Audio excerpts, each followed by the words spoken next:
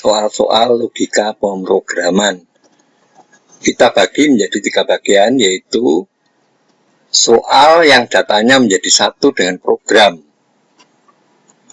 Dapat dikerjakan dengan cara read data, yaitu extract processing, di mana data dipilah dan disaring sebelum dilakukan proses komputasi.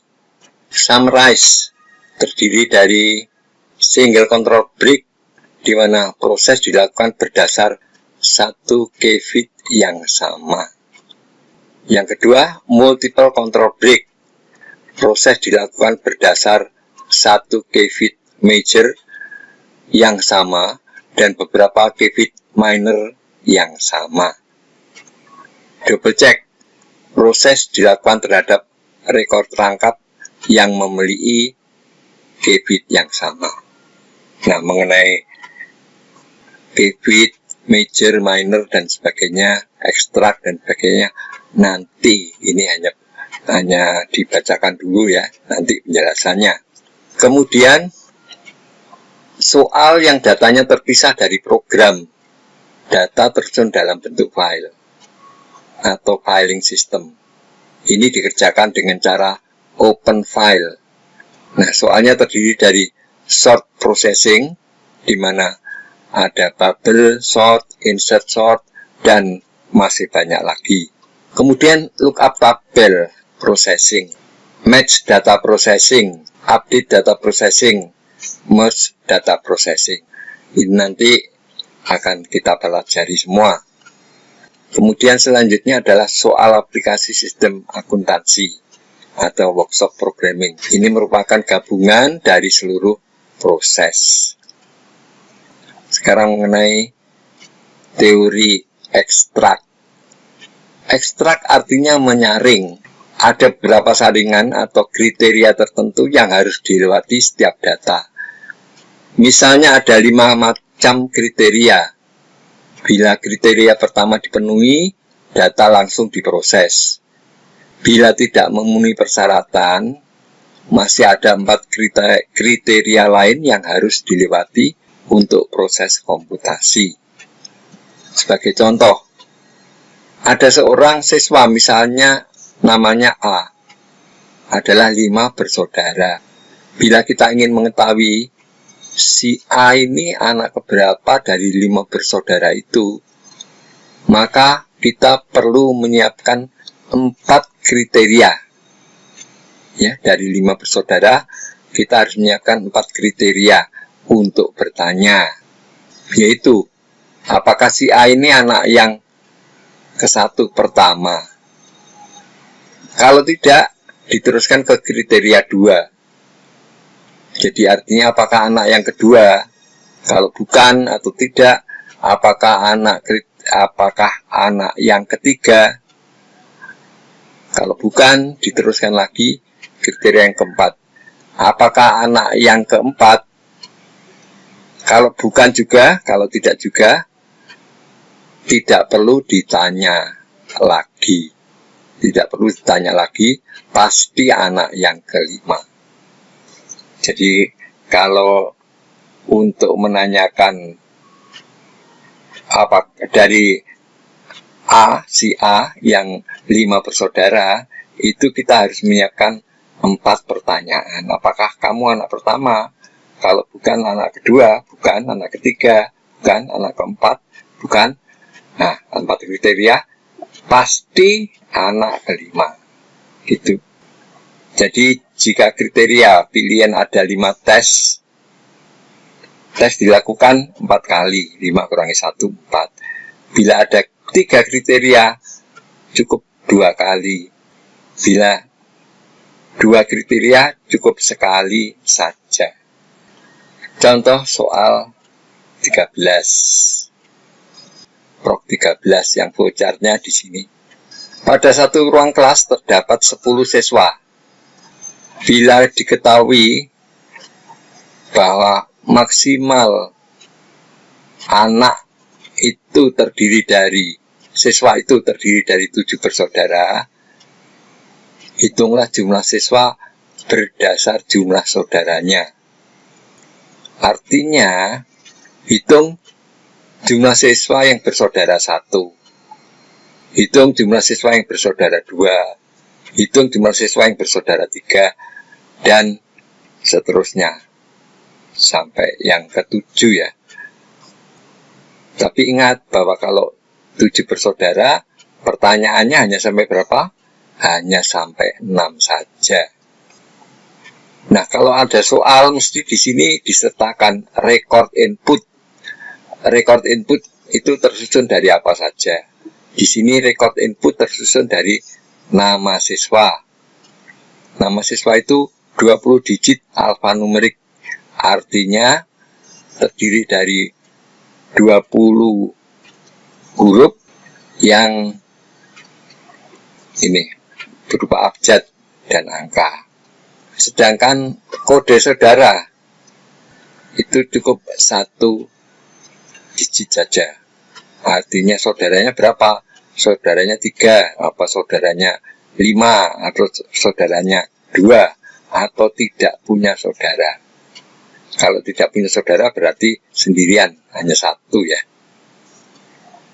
Kemudian kalau tadi diminta record input, sekarang atau tadi ditentukan record input, maka nanti kita harus mencari record output.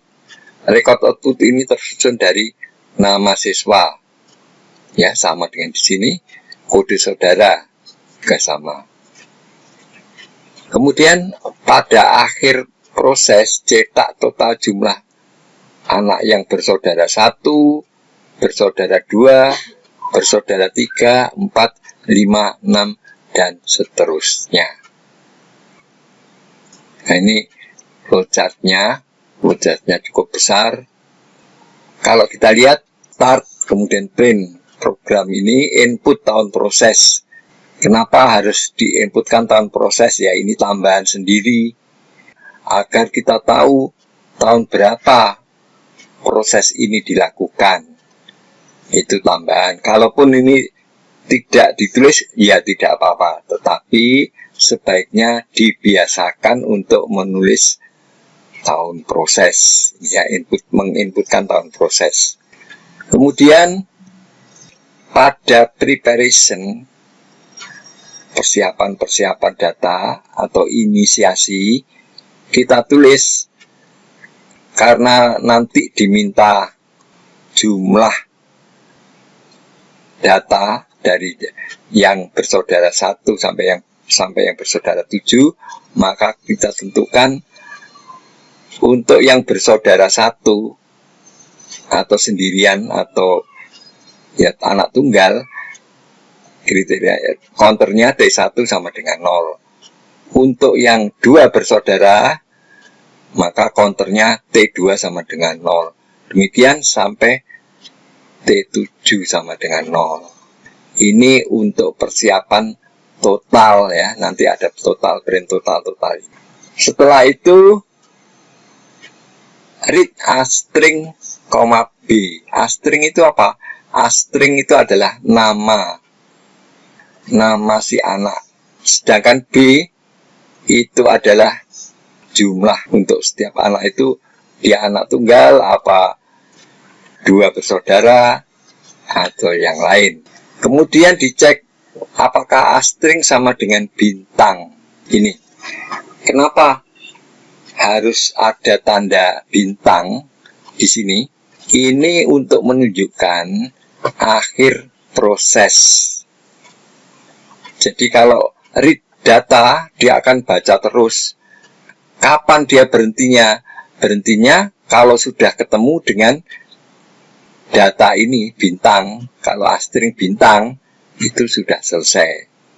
Sebab kalau tidak kita batasi, maka dia akan terus read data. Padahal datanya sudah tidak ada. Dia tetap read data. Karena itu kita batasi apakah datanya itu sudah habis, sudah selesai. Untuk itu kita harus menambahkan data akhir. Jadi untuk membatasi, kita tambahkan data akhir yang berupa tanda bintang. Nanti kita akan melihat itu. Nah, sekarang sekedar penjelasannya saja. Apakah data akhir? Kalau tidak, kalau belum berakhir, dicek apakah B-nya 1. B itu apa? B itu adalah jumlah bersaudara. Apakah B-nya 1? Kalau B-nya 1, maka T1 sama dengan T1 ditambah 1. Artinya counter untuk yang hanya satu saudara anak tunggal, maka ini counternya T1 sama dengan T1 plus 1. Ini kalau ya, kemudian masuk ke sana. Apakah anak ini 2 bersaudara? Apakah B sama dengan 2? Apakah 2 bersaudara? Kalau ya, kita beri counter di sini. T2 plus 1. Kemudian masuk ke sini. Kalau tidak, apakah B sama dengan 3? Kalau ya, counternya T3, 3 tambah 1. Apakah B sama dengan 4? 4 bersaudara. Kalau ya, total untuk 4 bersaudara T4 tambah 1. Apakah B-nya 5? B-nya 5 bersaudara. Kalau ya, counternya ditambah 1. Kemudian apakah B sama dengan 6? Kalau ya, T6 tambah 1. Dan tadi semuanya akan masuk ke sini.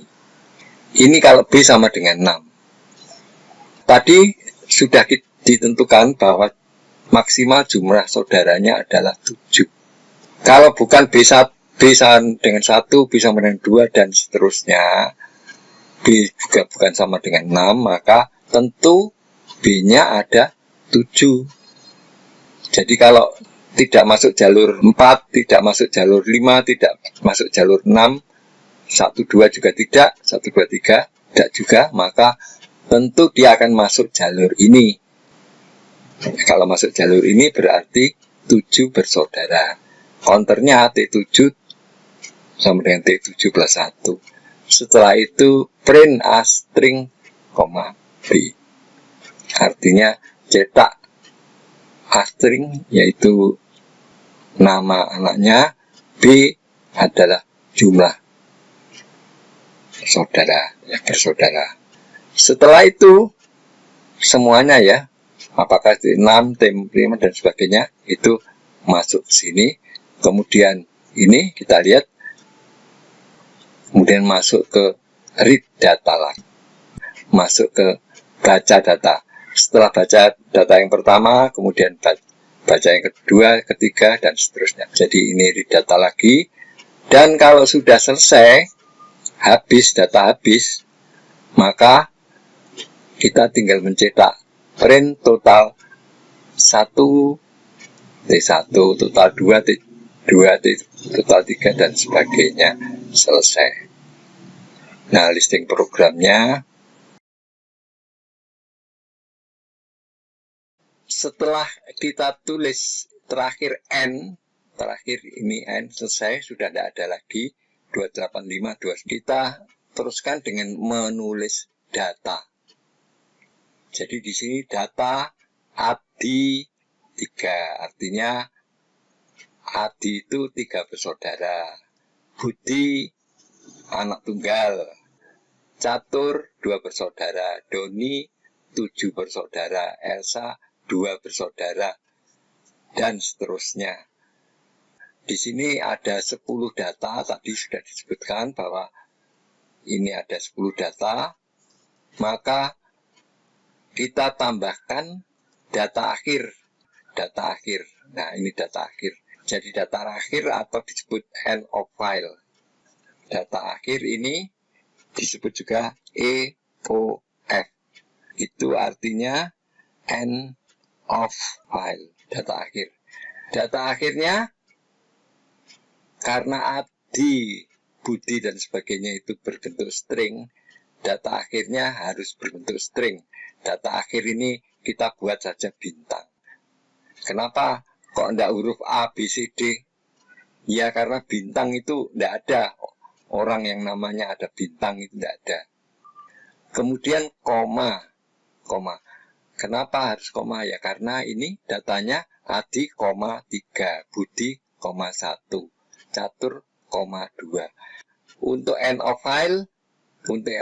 file, ini kita cukup menulis bintang, kemudian koma, begitu saja.